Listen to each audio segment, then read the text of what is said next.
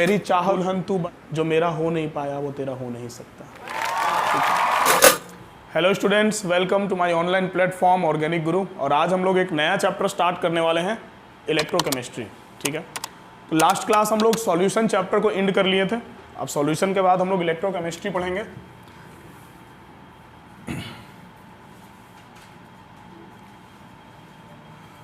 Electrochemistry, तो देखो अब वो इलेक्ट्रोकेमिस्ट्री दो टर्म से मिलकर बना ना, इलेक्ट्रो प्लस केमिस्ट्री। क्लियर है? अब इलेक्ट्रो प्लस केमिस्ट्री का क्या मतलब है सर? तो देखो इसमें जो इलेक्ट्रो टर्म है ना, ये इलेक्ट्रो टर्म रिप्रेजेंट करता है इलेक्ट्रिकल एनर्जी को। ठीक है, और ये केमिस्ट्री टर्म यहां पर रिप्रेजेंट करता है केमिकल एनर्जी को। ठीक है, इलेक्ट्रो टर्म रिप्रेजेंट कर रहा इलेक्ट्रिकल एनर्जी को और केमिस्ट्री टर्म रिप्रेजेंट कर रहा केमिकल एनर्जी को। That means sir, that means ये कि ये जो इलेक्ट्रो केमिस्ट्री टर्म हमको दिख रहा, इसमें हमको समझना क्या है, तो थोड़ा सा इसको अगर लैंग्वेज के फॉर्म में हम डिफाइन करना चाहें, देन वी कैन से कि the branch of physical chemistry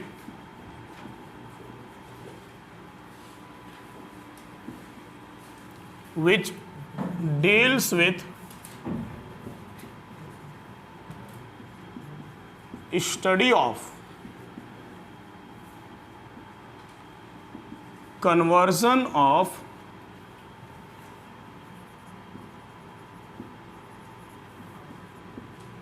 chemical energy into electrical energy and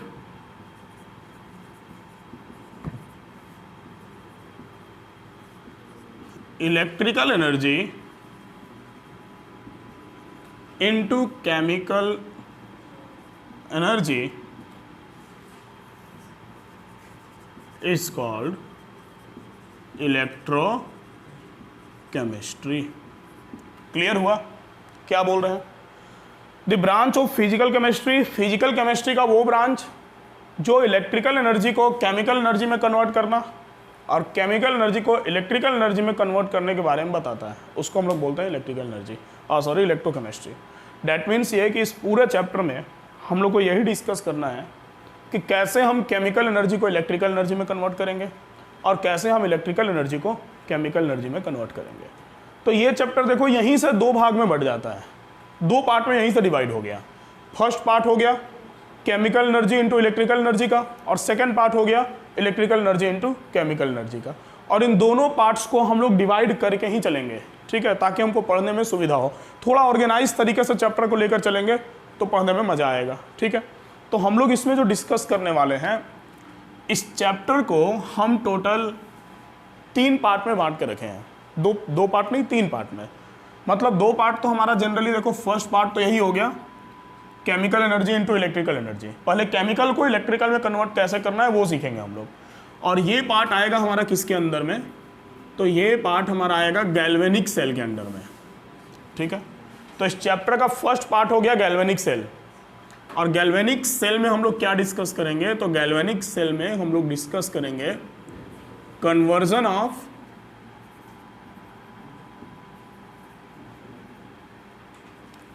chemical energy into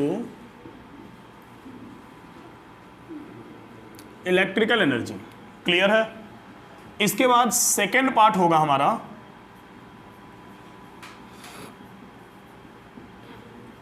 electrolytic cell का। और इस इलेक्ट्रोलाइटिक सेल वाले पार्ट में हम लोग क्या डिस्कस करेंगे, तो इसमें हम लोग डिस्कस करेंगे conversion of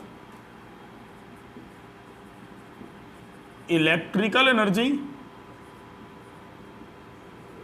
into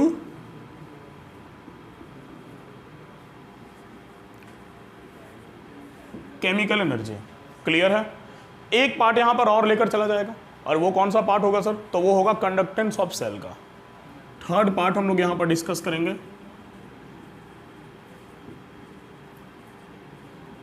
conductance of cell. अब सर इसमें क्या डिस्कस होगा, तो देखो कंडक्टेंस ऑफ सेल में हम लोग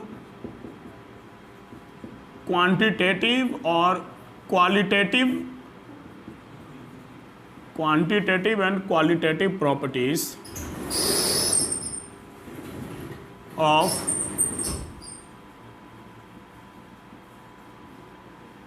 इलेक्ट्रोलाइट्स, ठीक है। थर्ड पार्ट में हम लोग इलेक्ट्रोलाइट्स के क्वांटिटी और क्वालिटी के बारे में डिस्कस करेंगे। अब सर इलेक्ट्रोलाइट क्या होता है, तो चैप्टर का शुरुआत हम लोग यहीं से करेंगे कि इलेक्ट्रोलाइट क्या होता है, ठीक है, क्योंकि इलेक्ट्रोकेमिस्ट्री में इलेक्ट्रोलाइट का एक बहुत बड़ा रोल है। बेसिकली हम लोग इलेक्ट्रोलाइट के बारे में कुछ बात तो जानते हैं। क्या जानते हैं, ज़्यादा बेटर रहेगा लिख लो, उसके बाद ही बात करते हैं उसके ऊपर, क्योंकि हम लिखेंगे कहाँ, लिखो इसको, नोट करो।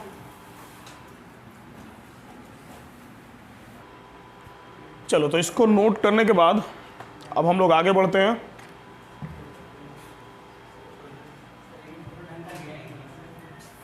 अच्छा कोई बात नहीं,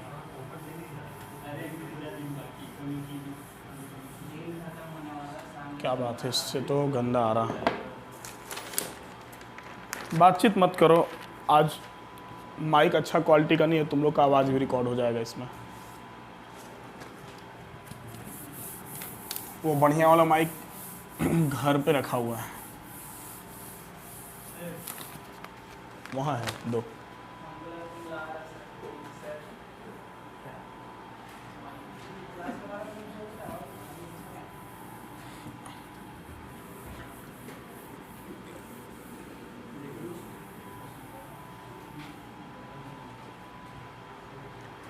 देखो तो सबसे पहले हम लोग इस चैप्टर में जो फर्स्ट पार्ट है हमारा, उस फर्स्ट पार्ट में हम लोग डिस्कस करेंगे conversion of chemical energy into electrical energy, ठीक है।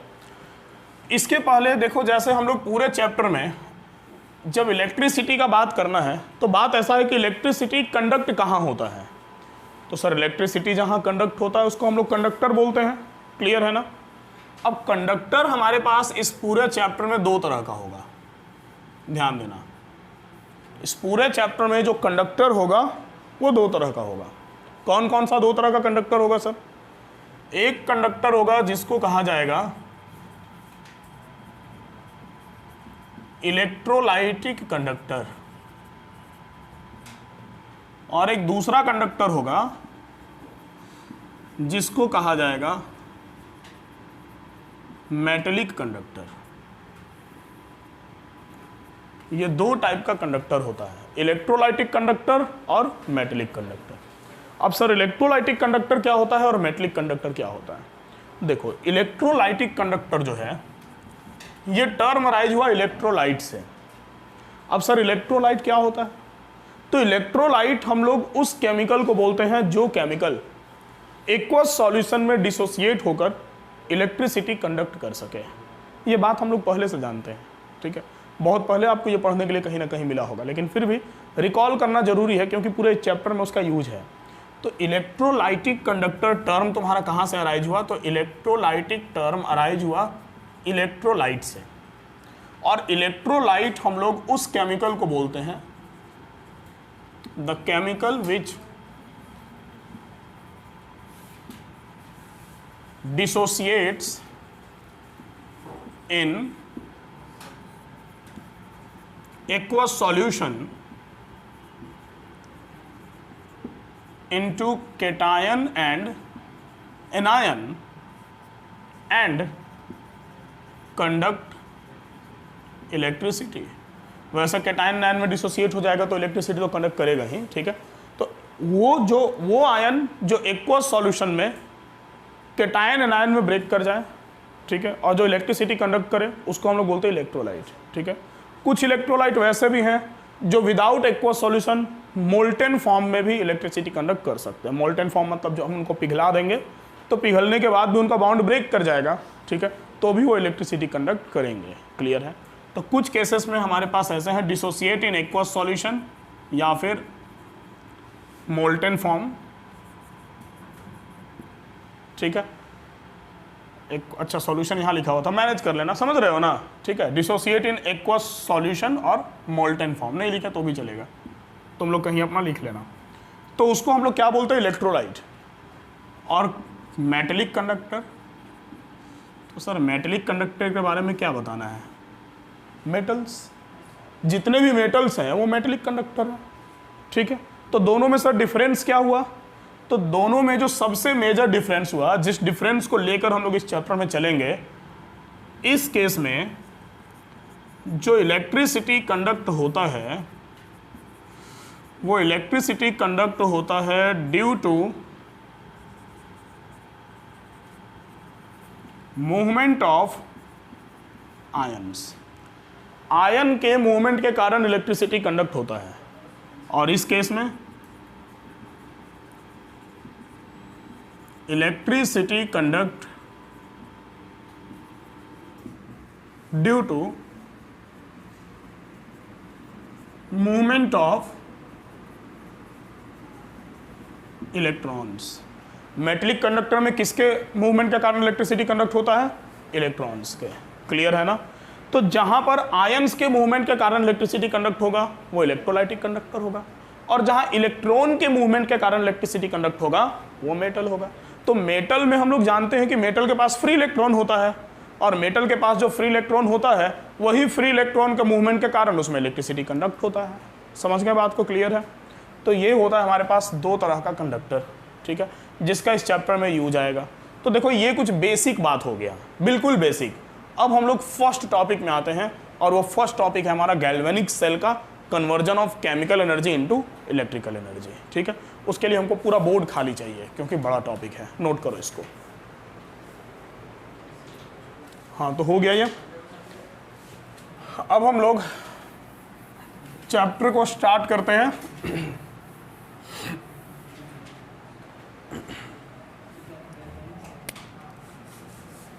और इस चैप्टर में जो सबसे पहला टॉपिक होगा हम लोग का, वो सबसे पहला टॉपिक होगा गैल्वेनिक सेल।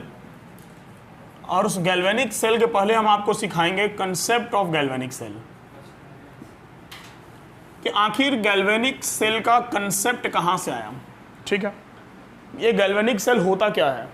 और आपको जान लीजिए कि आज हम लोग जितना भी बैटरी देख रहे हैं, जितना भी बैटरी को आज हम लोग यूज कर पा रहे हैं, ये सारा का सारा बैटरी इसी प्रिंसिपल का देन है। अगर गैल्वेनिक सेल नहीं बना होता, अगर गैल्वेनो इतना मेहनत नहीं किया होता, ठीक है, साथ में एक और साइंटिस्ट था डेनियल, इसलिए इसको डेनियल सेल भी बोलते हैं, ठीक है।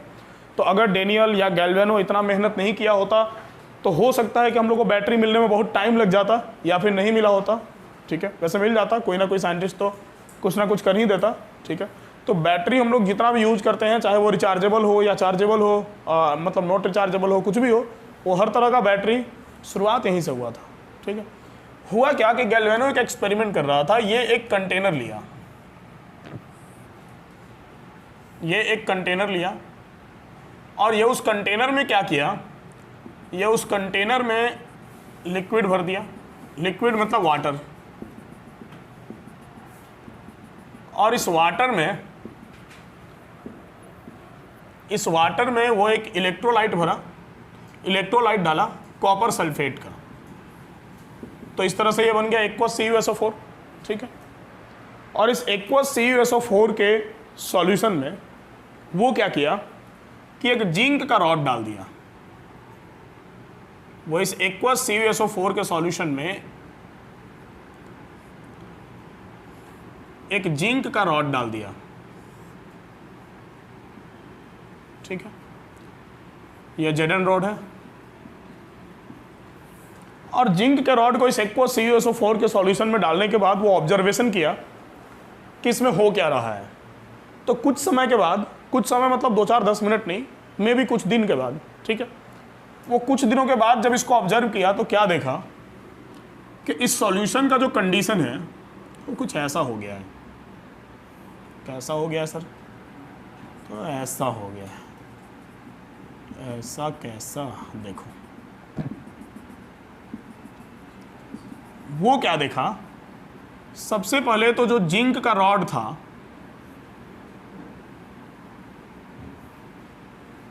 इस सॉल्यूशन के अंदर जो जिंक का रॉड था, वो जिंक का रॉड धीरे धीरे गलने लगा, ठीक है। जो Zn का रॉड था, वो Zn का रॉड धीरे धीरे कम होने लगा। कम होने लगा मतलब कहाँ गया, उसी में वो गलने लगा, उसी में डिजॉल्व होने लगा। क्लियर है, मतलब जिंक का जो वेट था वो जिंक का वेट पहले से क्या हो गया, कम हो गया। पहला ऑब्जर्वेशन यही हुआ, जो इसमें ऑब्जर्वेशन हुआ उन ऑब्जर्वेशंस में सबसे पहला ऑब्जर्वेशन यही हुआ कि जो वेट ऑफ जिंक रॉड था वो क्या हो गया, वो डिक्रीज करने लगा। ठीक है, जिंक रॉड का वेट डिक्रीज करने लगा। उसके बाद दूसरा ऑब्जर्वेशन वो ये देखा कि ये जो एक्वस CuSO4 होता है, कॉपर सल्फेट का कलर होता है ब्लू। कॉपर सल्फेट का जो एक्वस सॉल्यूशन होगा ना, उसका कलर ब्लू होता है। ठीक है, तो जो ब्लू कलर था, ब्लू कलर ऑफ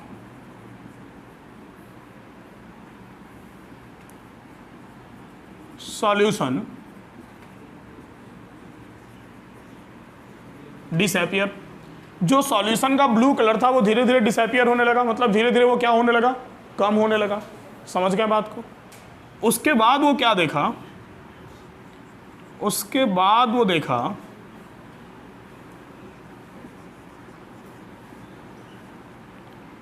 कि इसमें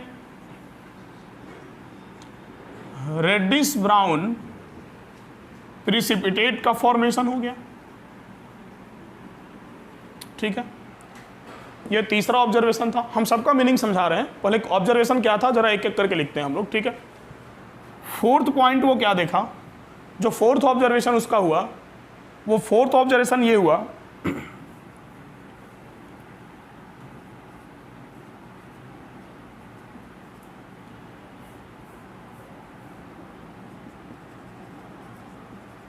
कि जो टेम्परेचर था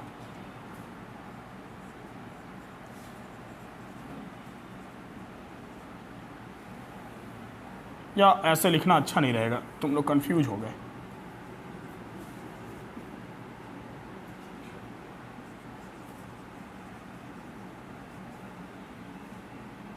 हीट रिलीजेस फ्रॉम सॉल्यूशन, मतलब कहने का ये था कि जो प्रोसेस था वो एक्सोथर्मिक था, हीट रिलीज हो रहा था। समझ गए बात को, ये कहना चाह रहे थे।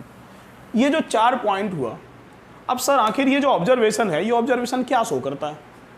तो भाई ये पहला ऑब्जर्वेशन, जिंक का रॉड डिक्रीज कर रहा हूँ, जिंक का रॉड का वेट क्या है, डिक्रीज कर रहा हूँ। ठीक है, वो हल्का होते जा रहा है, मतलब जिंक का रॉड सर गल रहा, और वेट तभी डिक्रीज करेगा, वो डिजॉल्व तभी होगा एक्वस सॉल्यूशन में जब वो एक्वस सॉल्यूशन के साथ रिएक्शन करेगा। क्लियर है।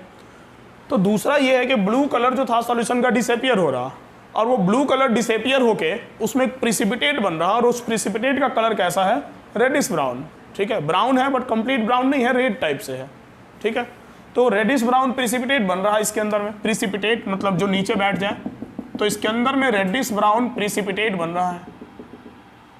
समझ गए, क्लियर है। और ये लास्ट था heat releases from solution. Solution को जब वो देखा, ऑब्जर्व किया, तो पता चला कि सॉल्यूशन थोड़ा सा गर्म हो गया है। ठीक है, धीरे धीरे सॉल्यूशन हॉट हो रहा है, मतलब उसमें से हीट क्या हो रहा था, रिलीज हो रहा था।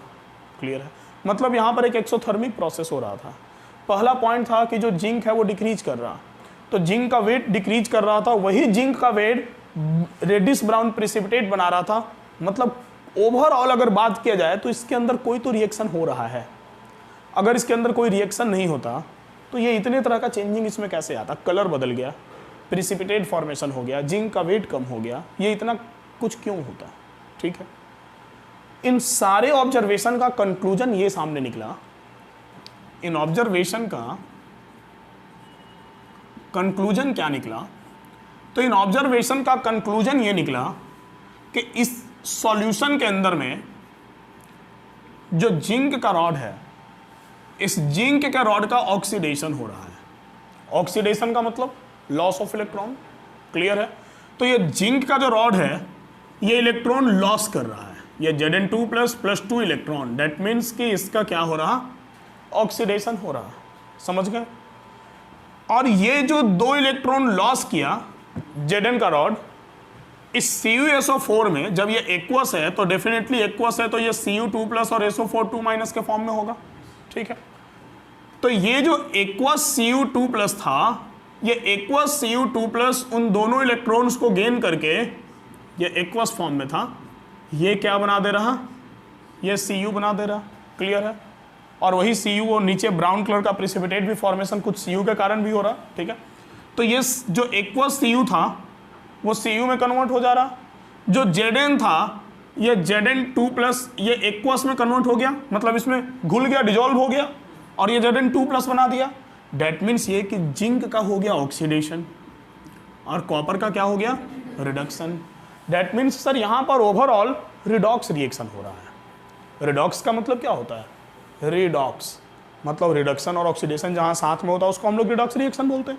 डेट मीन्स कि ओवरऑल इस सॉल्यूशन के अंदर क्या हो रहा, रिडॉक्स रिएक्शन हो रहा, और ये रिडॉक्स रिएक्शन होने के कारण इसमें इतना तरह का चेंजिंग आ रहा है, ठीक है।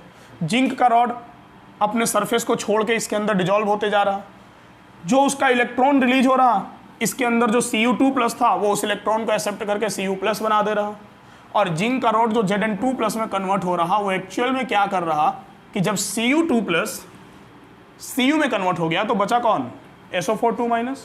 तो ये जो Zn2 प्लस बना इसके साथ में ये SO4 2- कंबाइन होकर क्या बना दिया, ZnSO4 बना दिया। समझ गए बात को। तो ये इतने तरह का रिएक्शन ओवरऑल इसके अंदर में हो रहा है। मतलब ये कि जिंक का रॉड इलेक्ट्रॉन लॉस कर रहा है और एक्वस Cu2 प्लस इलेक्ट्रॉन को क्या कर रहा, गेन कर रहा। और गैल्वेनो के दिमाग में यही बात चला कि एक एटम इलेक्ट्रॉन लॉस कर रहा, दूसरा एटम इलेक्ट्रॉन गेन कर रहा, और ये सब कुछ कहाँ हो रहा, तो एक कंटेनर के अंदर हो रहा। क्यों ना कुछ ऐसा दिमाग लगाएं कि ये दोनों फिनोमेना जो सेम कंटेनर के अंदर हो रहा ये अलग अलग कंटेनर के अंदर हो। सर इससे फायदा क्या होगा, फायदा ये होगा कि अगर इलेक्ट्रॉन सपोज दैट यहां आते हैं जगह, वो तो हम अलग से बताएंगे बट थोड़ा सा समझ लो। फायदा ये होगा कि अगर इलेक्ट्रॉन इस कंटेनर में किसी रॉड के द्वारा लॉस किया जाता है, ठीक है, और अगर इलेक्ट्रॉन इस कंटेनर में एक्वस, ये एक्वस था, रॉड नहीं था, एक्वस उसको एक्सेप्ट कर रहा था, ठीक है, अगर इस कंटेनर में किसी तरह वो इलेक्ट्रॉन यहां से ट्रांसफर हो जाए और इस कंटेनर में वो इलेक्ट्रॉन को गेन कर लिया जाए, मतलब लॉस हो अलग कंटेनर में और गेन हो अलग कंटेनर में, ठीक है, ऑक्सीडेशन सेपरेट कंटेनर में हो, रिडक्शन सेपरेट कंटेनर में हो। सर इसका फायदा क्या होगा, फायदा बिल्कुल होगा कि जब यहां इलेक्ट्रॉन लॉस होगा और रिडक्शन यहां होना है तो डेफिनेटली वो इलेक्ट्रॉन यहां से फ्लो करते हुए इधर जाएगा, और अगर कहीं कंटिन्यू इलेक्ट्रॉन का फ्लो होने लगे तो अपोजिट डायरेक्शन में इलेक्ट्रिसिटी फ्लो कर जाता है। जब कंटिन्यू इलेक्ट्रॉन का फ्लो होगा तो उस इलेक्ट्रॉन के फ्लो के फ्रिक्शन से क्या होगा, इलेक्ट्रिसिटी प्रोड्यूस हो जाएगा। ये बात तो हम लोग जानते हैं ना कि जहां इलेक्ट्रिसिटी फ्लो करता है उसके अपोजिट डायरेक्शन में इलेक्ट्रॉन फ्लो करता है। तो अगर कहीं कंटिन्यू इलेक्ट्रॉन फ्लो करने लगे तो डेफिनेटली अपोजिट डायरेक्शन में इलेक्ट्रिसिटी फ्लो हो जाएगा। तो इस तरह से क्या होगा, हमको कुछ इलेक्ट्रिकल एनर्जी मिल जाएगा। तो यहां पर हमको अलग से इलेक्ट्रिसिटी कनेक्ट करने का जरूरत नहीं पड़ेगा, रिएक्शन के कारण हमको इलेक्ट्रिकल एनर्जी मिलेगा। डेट मीन्स कि जो केमिकल रिएक्शन होगा तो वो केमिकल रिएक्शन का जो एनर्जी है वो किस में कन्वर्ट हो जाएगा, इलेक्ट्रिकल एनर्जी में कन्वर्ट हो जाएगा। और यही दिमाग लगाकर वो सेल बना दिया जिस सेल का नाम दिया गया गैल्वेनिक सेल। क्लियर हुआ गैल्वेनिक सेल होता क्या है, ठीक है। तो अभी तो हम लोग इसको रफली समझे, अब इस चीज को हम लोग थोड़ा डिटेल में समझेंगे कि इसमें कितना मेहनत पड़ा और क्या क्या और कंस्ट्रक्शन लिया गया कि गैल्वेनिक सेल का फॉर्मेशन हुआ। चलेगा, तो इस कंसेप्ट को पहले आप नोट करें।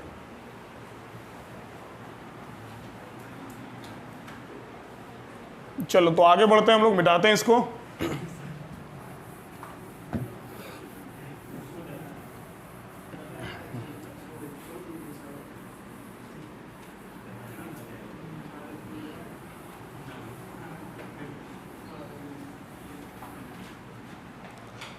देखो अब होता क्या है कि जैसे गैल्वेनिक सेल जो था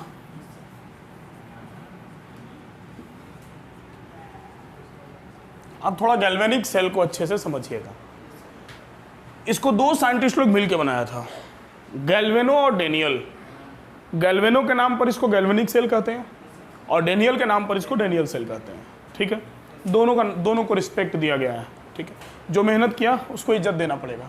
तो इसको गैल्वेनिक सेल, डेनियल सेल दोनों कहते हैं, बट बेसिकली हम लोग को एनसीईआरटी में इसको गैल्वेनिक सेल के नाम से ही दिया गया है, ठीक है।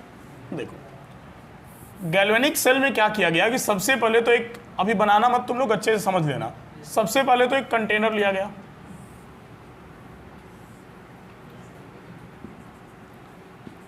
और इस कंटेनर में इलेक्ट्रोलाइट का एक्वस सॉल्यूशन भर दिया गया। एक कंटेनर में भरा गया एक्वस ZnSO4, ठीक है। एक दूसरा कंटेनर लिया गया,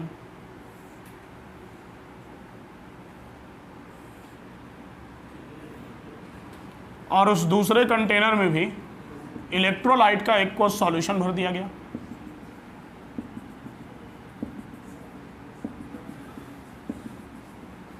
और इसके अंदर भरा गया एक्वस CuSO4, ठीक है।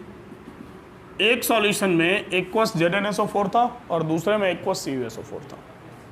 फिर क्या किया गया कि इस एक्वस ZnSO4 वाले सॉल्यूशन में एक रॉड डाला गया,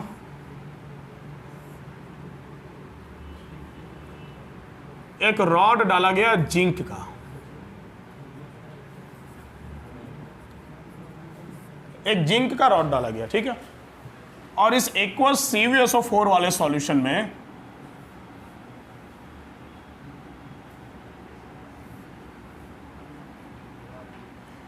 एक रॉड डाला गया कॉपर का, इसके अंदर Cu रॉड डाला गया। मतलब जो एक्वस सॉल्यूशन था, उस एक्वस सॉल्यूशन में जो मेटल इन्वॉल्व था उसी से रिलेटेड रॉड इसमें डाला गया। क्लियर है। इसके बाद इन दोनों रॉड्स को आपस में कनेक्ट कर दिया गया। इन दोनों रॉड्स को आपस में कनेक्ट कर दिया गया। थोड़ा ऊपर नीचे लग रहा है, इसका थोड़ा वायर को और ऊपर ले जाए। By the help of external wire, एक एक्सटर्नल वायर के हेल्प से दोनों को कनेक्ट कर दिया गया। क्लियर है। इस एक्सटर्नल वायर का एक स्विच था जो फिलहाल ऑफ है।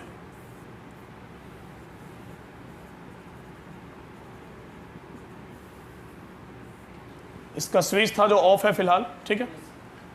और इसके बीच में यहां पर एक गैल्वेनोमीटर लगा दिया गया। यह है गैल्वेनोमीटर। गैल्वेनोमीटर का काम क्या होता है? इलेक्ट्रिसिटी के फ्लो के डायरेक्शन को शो करना। जिधर रिफ्लेक्ट करेगा दैट मीन्स की इलेक्ट्रिसिटी उधर ही फ्लो हो रहा है, ठीक है। इसके बाद इन दोनों सॉल्यूशंस को एक दूसरे से कनेक्ट करने के लिए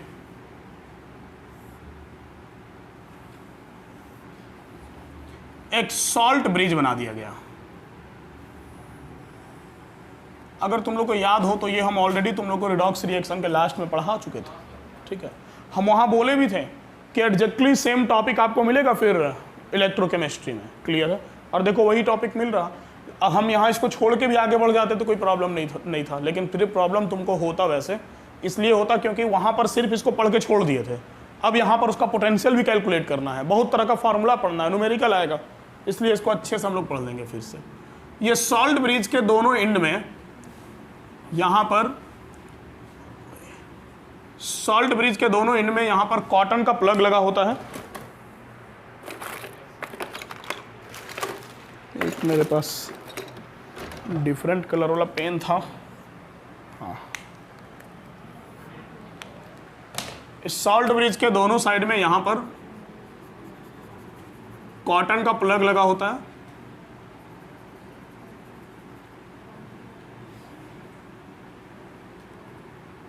ठीक है। और इसके अंदर सॉल्ट भरा होता है, और जो सॉल्ट भरा होता है वो या तो जेली फॉर्म में होता है, सेमी सॉलिड फॉर्म में, या फिर वो सॉलिड फॉर्म में ही होता है। बेसिकली इसके अंदर जो सॉल्ट डाला जाता है वो जेली के फॉर्म में रहता है। जेली बनाने का एक कंपोनेंट आता है जिसको अगर अगर कहा जाता है। हाँ, अगर अगर बायो में पढ़े होगे कहीं, ठीक है। बायो नहीं है तुम लोग का? अच्छा, आया था क्वेश्चन अगर अगर से? अच्छा, तो आंसर तुम बता दी। वाह, तुम तो बहुत तेज स्टूडेंट है। देखो, बहुत बढ़िया बात है।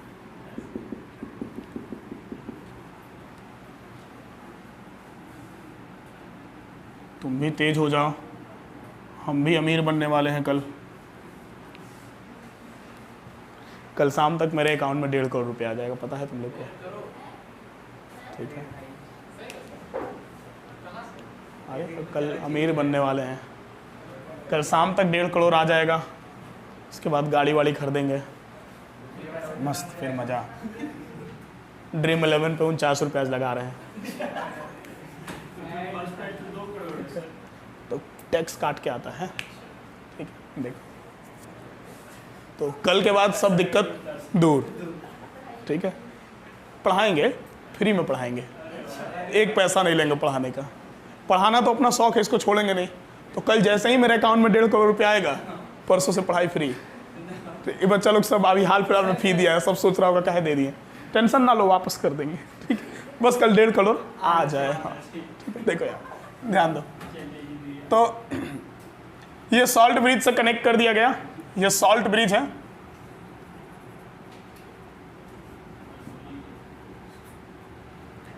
सॉल्ट ब्रिज के अंदर सॉल्ट भरा होता है। कोई एक सॉल्ट एग्जांपल के तौर पे फिलहाल ले लेते हैं, बाकी इसके बारे में डिटेल हम अलग से बताएंगे। ठीक है, अच्छा तो इसके अंदर K2SO4 भरा हुआ है। ठीक है, पोटासियम सल्फेट ले लेते हैं। अब ये पूरा सेटअप तैयार हो गया। अब सर जो हम लोग बात वहां पर किए थे ऑक्सीडेशन और रिडक्शन वाला, अब वो कैसे होगा जरा अच्छे से समझा जाए। थोड़ा सा कंसंट्रेट होकर समझेंगे, ये 5 मिनट में क्लियर हो जाएगा, 5-10 मिनट में। ठीक है, होता क्या है, जब तक ये स्विच ऑफ था तब तक गैल्वेनोमीटर का एरो भी बिल्कुल सीधा था, कहीं कुछ नहीं हुआ, कोई एक्टिविटी ऑब्जर्वेशन में नहीं था। ठीक है, लेकिन जैसे ही स्विच को ऑन किया गया, जैसे ही वायर को, स्विच क्या ऑन किया गया, कोई वैसा स्विच नहीं लगाया गया था, बस वायर को कनेक्ट कर दिया गया। तो जैसे ही इस वायर को कनेक्ट किया गया, ठीक है, इस वायर को कनेक्ट करने के साथ ही, थोड़ा डार्क कर देते ताकि बनाने में तुमको पता चले कि पहले वायर कनेक्ट नहीं था, बाद में किया गया। तो वायर को जैसे ही कनेक्ट किया गया, हुआ क्या कि ये जो गैल्वेनोमीटर का एरो था, ये गैल्वेनोमीटर का एरो डिफ्लेक्ट कर गया towards this Zn half cell. ठीक है, इसको हाफ सेल भी कहते हैं,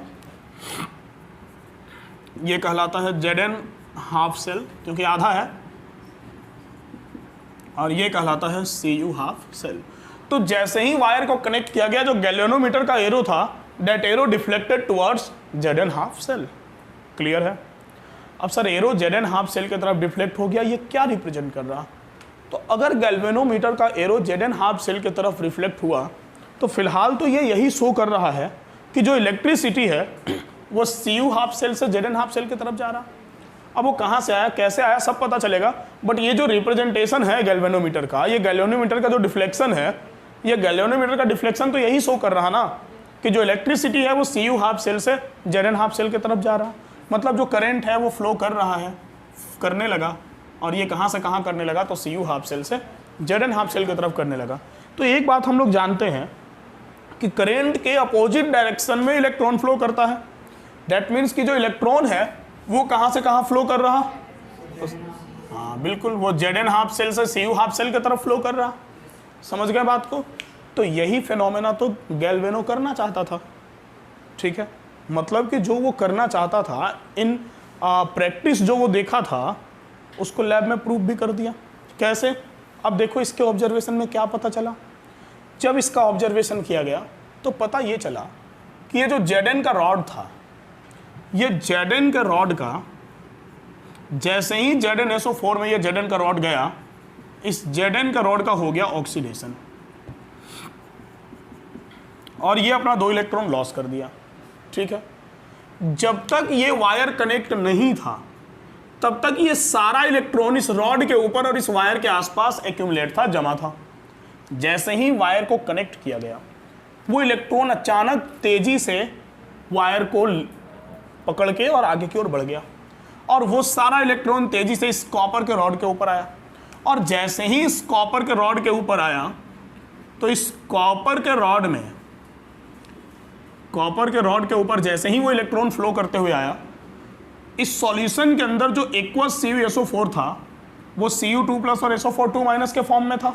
ठीक है, अब ये जो Cu2+ था इस सॉल्यूशन के अंदर, ध्यान देना, रिडक्शन इस Cu2+ का हो रहा, लिक्विड वाले का, ये कॉपर के रॉड का कुछ नहीं हो रहा, वो बस एक मीडियम है इलेक्ट्रॉन के फ्लो का। ठीक है, अब ये Cu2+ अट्रैक्ट हो गया उधर, किधर, जिधर इलेक्ट्रॉन आ रहा था।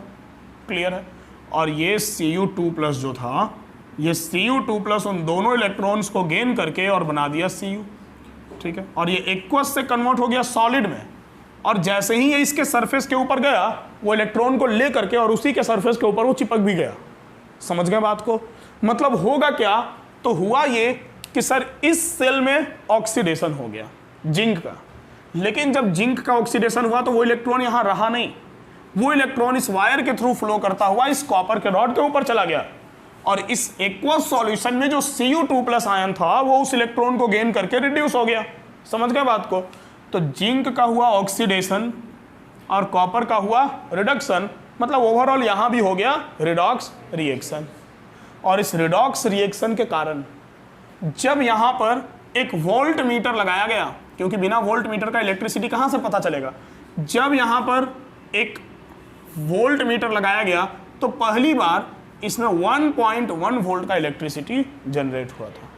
ओनली 1.1 एक बहुत कम डेटा है, बहुत छोटा वैल्यू है, ठीक है। बट फिर भी हम लोग जो ये रिमोट वगैरह में यूज करते हैं बैटरी, ठीक है, तो ये सब यही होता है, 1 वोल्ट से 3 वोल्ट तक का ही होता है, 3.5 वोल्ट तक का ही होता है। हाँ, ये 1.1 से 3.5 तक का ही हम लोग यूज करते हैं इसमें।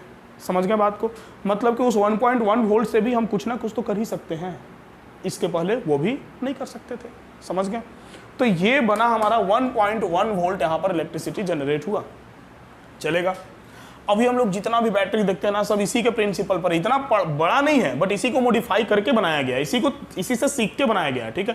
पहले जरा हम लोग इसको समझें। तो यहाँ 1.1 वोल्ट का इलेक्ट्रिसिटी जनरेट हुआ, ठीक है। मतलब हुआ ये कि धीरे धीरे इस सेल में जो Zn का वेट था कम होने लगा, ठीक है। और धीरे धीरे इस सेल में जो Cu का वेट था वो बढ़ने लगा। क्यों बढ़ने लगा सर? Zn का वेट इसलिए कम होने लगा क्योंकि Zn इससे कहाँ आते गया, सॉल्यूशन के अंदर, Zn2+, ये गलते गया। और इसका वेट इसलिए बढ़ने लगा क्योंकि इसके अंदर जो Cu2+ था वो उसके ऊपर इलेक्ट्रॉन लेने के लिए चिपकते गया। समझ गए बात को? तो जो Zn था वो इसके सरफेस को छोड़ के अलग हो रहा है। क्लियर है? और यहाँ जो Cu2+ था वो इस Cu के सरफेस के ऊपर जाके चिपक रहा है, उसके ऊपर एक्यूमुलेट हो रहा है। तो Cu के रॉड का वेट क्या हो रहा है, इंक्रीज कर रहा है, ठीक है। ये दोनों W के जैसा ही लगने लगा, Cu सुन देखो। तो ये Cu के रॉड का वेट क्या होने लगा, इंक्रीज होने लगा, और Zn के रॉड का वेट क्या होने लगा, डिक्रीज होने लगा। समझ गए बात को? और इस तरह से हमको 1.1 वोल्ट का इलेक्ट्रिसिटी मिल गया। क्लियर है यहाँ तक? ठीक है। थोड़ा ये स्टैंड हटा दो बाबू तुम लोग, हाँ, समझ में अच्छा आएगा। अब देखो, अब सर सबसे पहला पॉइंट जो मन में सवाल उठ रहा, क्या उठ रहा सर? तो सर सबसे पहला सवाल तो मन में ये उमड़ रहा कि ये सॉल्ट ब्रिज का क्या काम था। जब यहाँ ऑक्सीडेशन हुआ, इलेक्ट्रॉन फ्लो करके यहाँ चला गया, यहाँ रिडक्शन हुआ, ठीक है, तो ये बीच में सॉल्ट ब्रिज कहाँ से आ गया, इसका क्या रोल था? तो देखते हैं जरा सॉल्ट ब्रिज का क्या रोल है।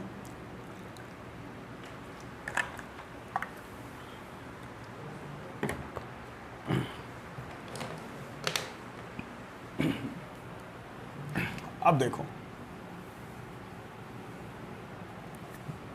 अब हुआ क्या, यहां से जो जिंक का रॉड था, ये जिंक का रॉड इलेक्ट्रॉन लॉस करने के बाद और इस सॉल्यूशन में आते गया, और ये जिंक का रॉड किस फॉर्म में कन्वर्ट हो गया, Zn2+, ठीक है। थोड़ा देर बाद क्या होगा, थोड़ा देर बाद कुछ ऐसा होगा कि इस सॉल्यूशन के अंदर Zn2+ का कंसंट्रेशन बढ़ने लगेगा, धीरे धीरे Zn2+ का क्वांटिटी बढ़ते जा रहा। तो इसका असर क्या पड़ेगा कि ये जो Zn का रॉड है जो इलेक्ट्रॉन लॉस कर रहा है, तो वो इलेक्ट्रॉन लॉस करके Zn2+ के फॉर्म में यहाँ एक्यूमुलेट हो गया।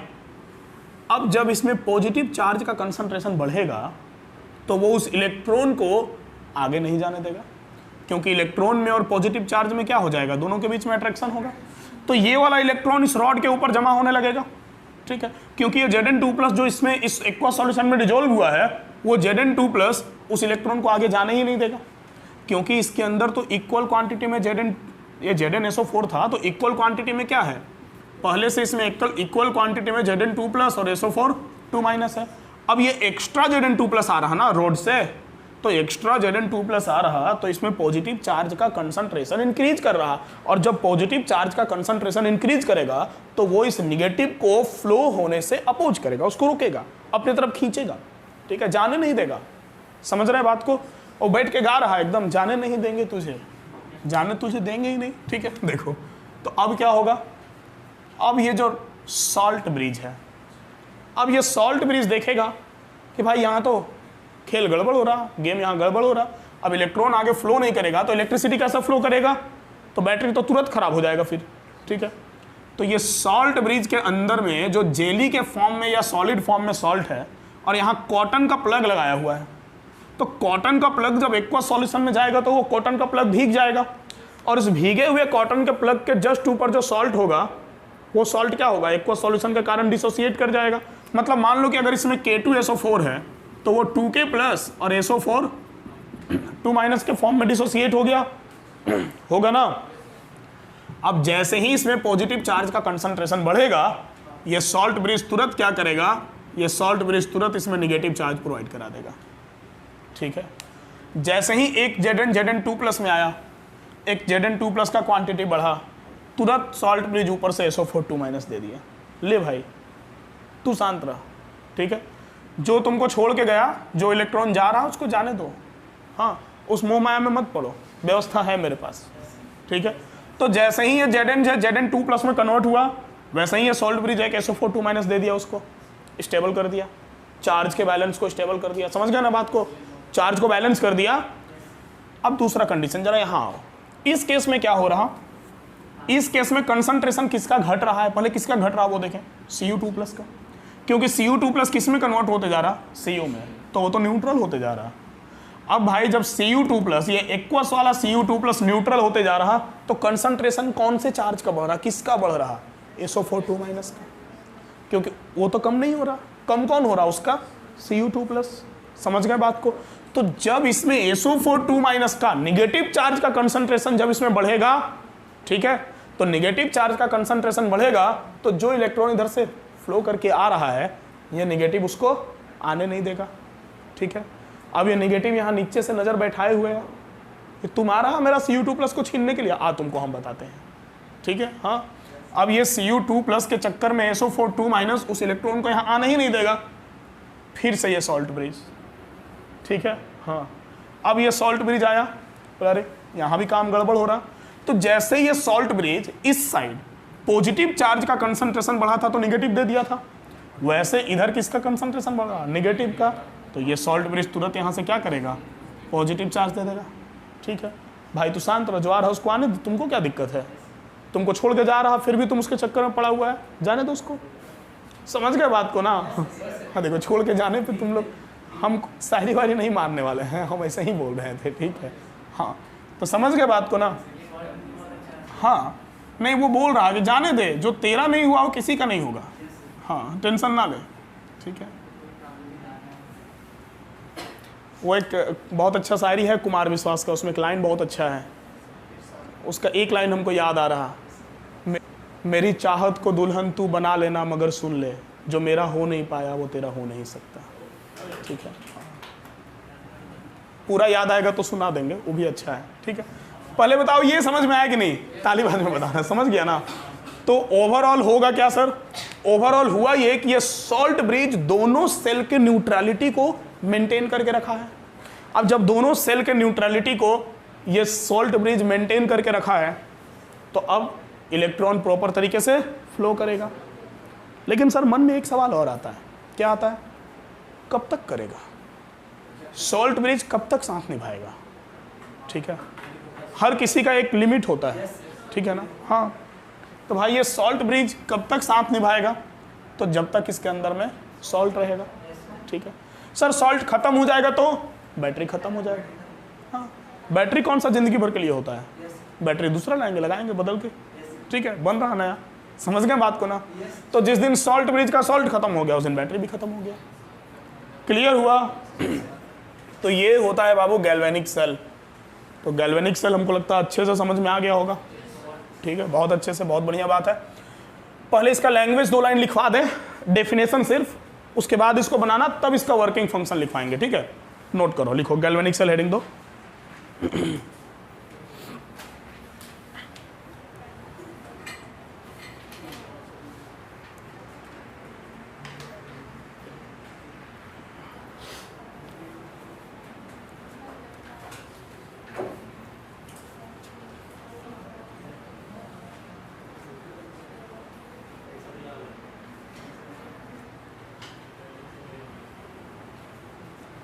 लिखा, लिखो डेफिनेशन लिखो,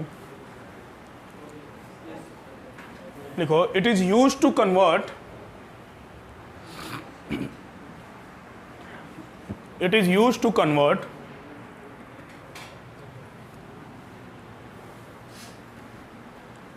to convert chemical energy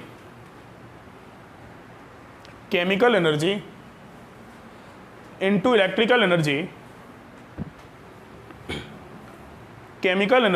electrical energy,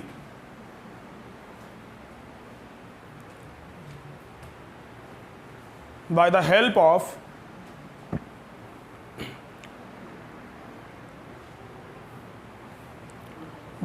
of spontaneous redox reaction, by the help of spontaneous redox reaction.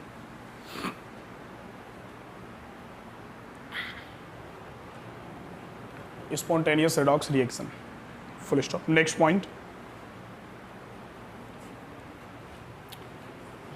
या एक काम करो, पहले ना इसको ड्रॉ कर लो, इसके बाद इसका कंस्ट्रक्शन लिखवा देंगे, उसके बाद वर्किंग फंक्शन लिखवा देंगे, क्योंकि अभी लिखवाएंगे तो थोड़ा लंबा जाएगा और ये अलग अलग मार्क्स में एग्जाम में आते रहता है। कभी 2 मार्क्स में आता है तो जितना लिखवाएं उतना लिख के इसको ड्रॉ कर दोगे तो काफ़ी है, 3 मार्क्स में भी लिख कर ड्रॉ कर दोगे काफ़ी ही है। हाँ, कभी कभी ये लॉन्ग क्वेश्चन में पहले आया हुआ है 5 मार्क्स में, बट अब 5 मार्क्स में एक क्वेश्चन आता कहाँ है, नोट इसको ड्रॉ कर लो।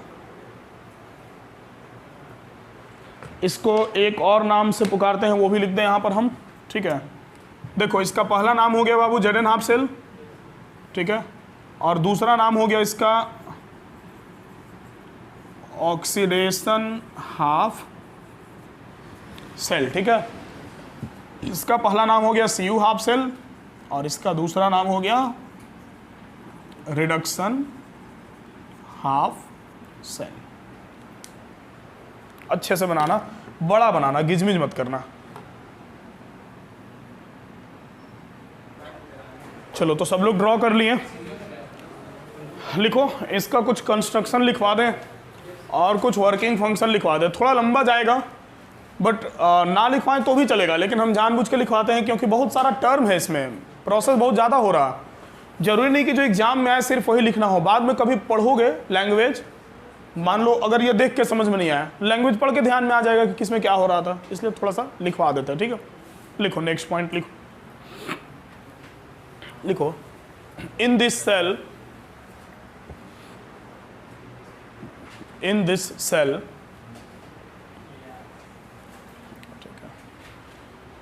a Jeden rod,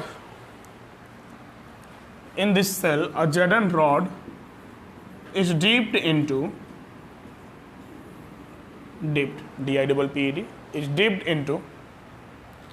aqueous solution of ZnSO4.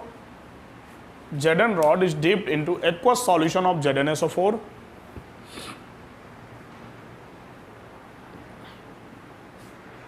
and Cu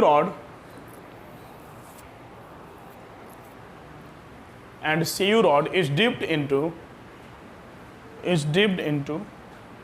aqueous solution of CuSO4. Aqueous solution of CuSO4.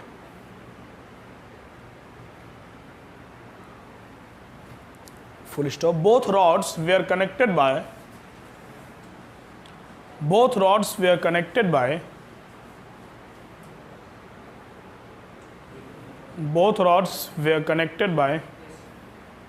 an external wire,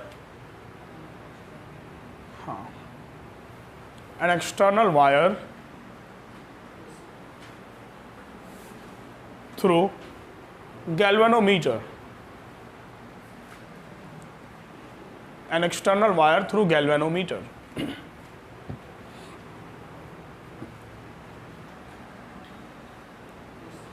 Full stop. Both the electrolytes both the electrolytes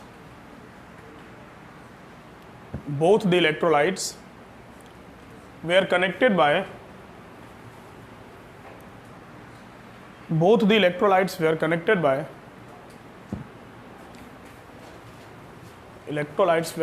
by salt bridge. Electrolytes were connected by salt bridge. बस full stop दे दो, salt bridge के बारे में भी नहीं लिखवाएंगे. Salt bridge, ये तो इसका सारा कंस्ट्रक्शन वाला पार्ट हो गया कि इसमें लिए क्या क्या. ठीक है, अब इसका वर्किंग फंक्शन भी लिख लेते हैं. नेक्स्ट पॉइंट लिखो.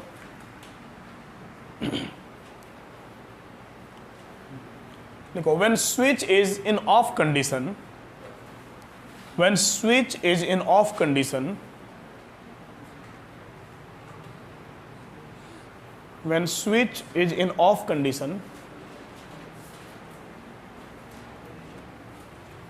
condition, then no reaction takes place.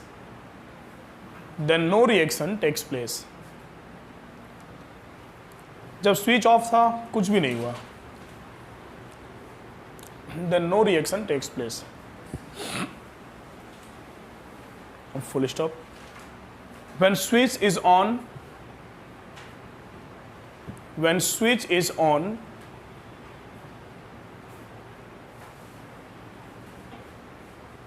the arrow of galvanometer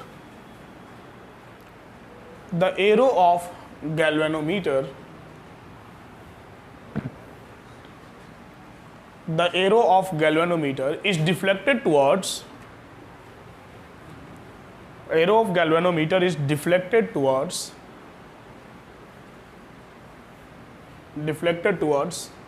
Z and half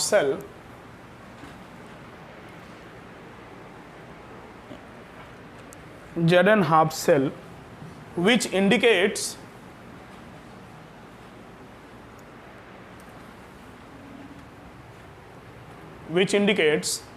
the flow of electricity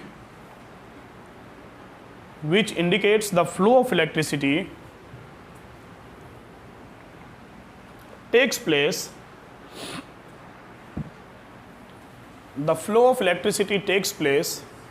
from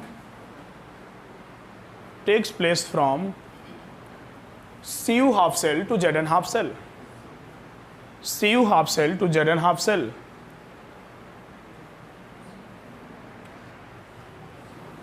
Cu half cell to Zn half cell, and flow of electron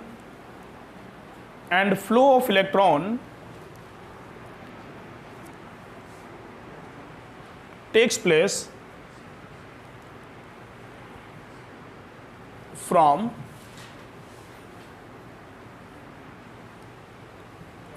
Zn half cell to Cu half cell.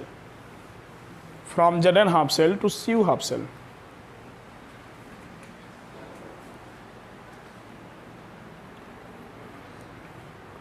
Full stop. This is due to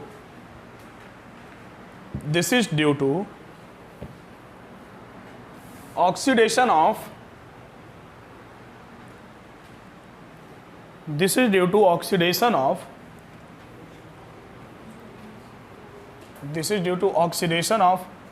Zn rod,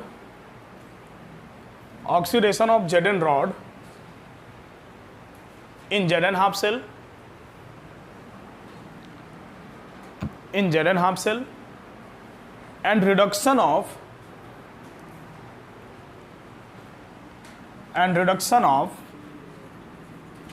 aqueous Cu2 plus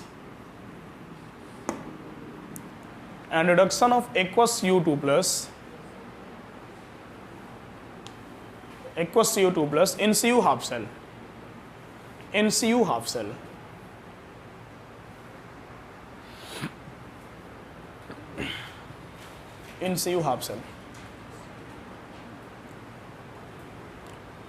Full stop. Next point. Due to spontaneous redox reaction, spontaneous क्यों बोल रहे हैं इसको? क्योंकि खुद हो रहा, कोई एक्सटर्नल एनर्जी देने का जरूरत नहीं पड़ रहा. जो प्रोसेस खुद होता है वो स्पॉन्टेनियस होता है, जिसको कंटिन्यू एनर्जी देना पड़ता है वो नॉन स्पॉन्टेनियस होता है. तो यहाँ हम लोग इलेक्ट्रिसिटी फ्लो करवाने के लिए कुछ नहीं करने जा रहे हैं, बस सब कुछ डाल के वायर कनेक्ट कर दिए, ऑटोमेटिक इलेक्ट्रिसिटी फ्लो होने लगा, ठीक है। तो स्पॉन्टेनियस है। Due to spontaneous redox reaction,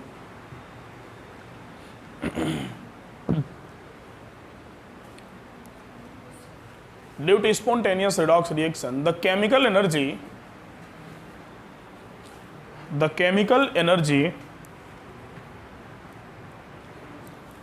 is converted into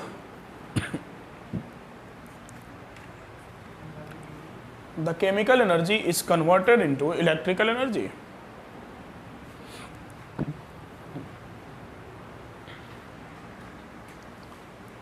chemical energy is converted into electrical energy. समझ गए बात? और ये 1.1 वोल्ट वगैरह तो यहीं लिख ही लिए होगे, नहीं लिखे होगे तो कहीं लिख लेना कि converted into chemical electrical energy and 1.1 volt of electricity was generated, ठीक है। हाँ, तो 1.1 वोल्ट का इलेक्ट्रिसिटी इसमें जनरेट हुआ।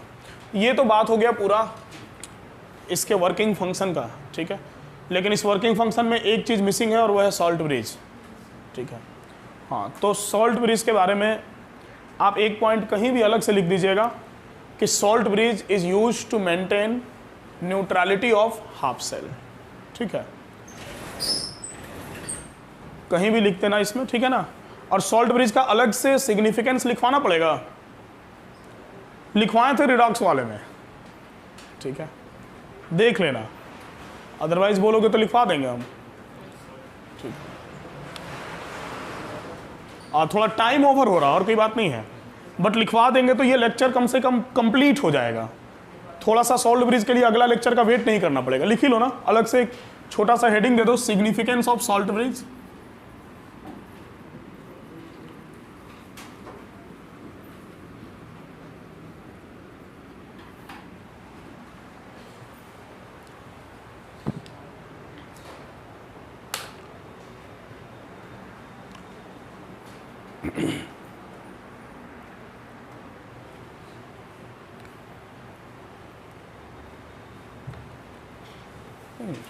सिग्निफिकेंस ऑफ सॉल्ट ब्रिज में लिखो, because salt bridge is used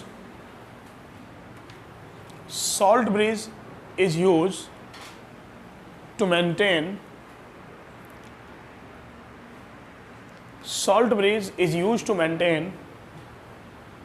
the neutrality of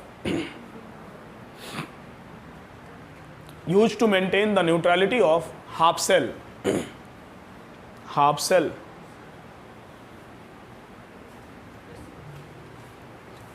full stop. It is a